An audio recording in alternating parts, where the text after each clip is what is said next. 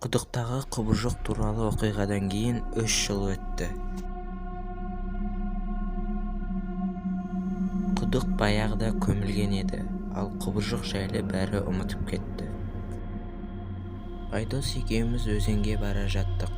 Күн өте ыстық болған, сондықтан өзенге түсейік дедік. Өзенге келе жатқанда күн ақырындап бата бастады.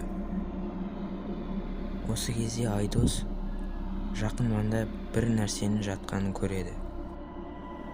Біреу немесе бір нәрсе тастың үстінде жатты. Біздің көмегімізге мұқтаж адам ба деп келесі өзеннің бетіне өттік. Біз өзеннің келесі бетіне өту үшін жиі осы үлкен ағашпен өтетінбіз. Өзеннің арғы бетіне ақырындап жеткен соң, біз бұның адам емес екенін түсіндік. Белгісіз бір жаратылыс болған. Бірден 3 жыл бұрын болған оқиға еске түсіп кетті. Құдықтың ішіндегі өте қорқынышты құбыжықтың суреті.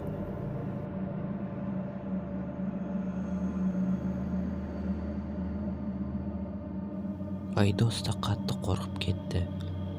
Сосын біз бір ағаштың тамырының артында тығылып қарап отырдық. Ол қозғалған жоқ. Сосын бір кезде Айдос оған тас лақтырып қалды. Ол мүлдем қозғалған жоқ. Сосын Айдос жақындап көргісі келді де жақындап суретке түсіре бастады. Құбыжыққа жақындаған сайын менің жүрегім қатты соға берді. Менің алдымда формасы жоқ, адамға немесе жануарға ұқсайтын терісі жоқ бір зат жатты. Осы кезде Айдос өзінің телефон вспышкасын өшіруді ұмытып кетіпті.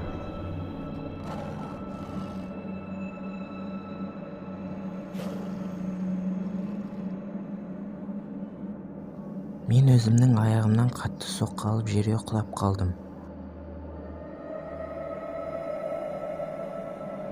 Айдос екеуміз қол ұстасып тез жүгіре бастадық.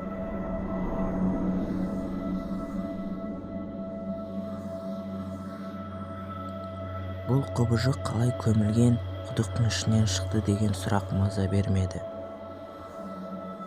Біз бір ескі қорқынышты үйдің ішіне кіріп тығылып қалдық. Ал есікті таяқпен тіреп қойдық.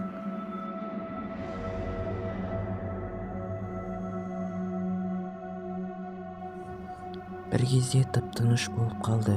Біз ауа жұтуға қорықтық.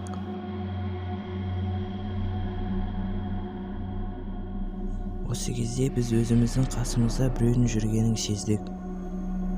Ол қиналып тыныс алды. Жүгіріп өтіп бір кезде тоқтап қалды. Сосын қайттан тып-тыныш болып қалды. Біраз уақыт өткен соң біздің көзіміз қараңғыға үйрене бастады. Сосын артымыздан бір дыбысты естідік. Сосын артымызға қарасақ, бір шахтаға апаратын жол бар екен.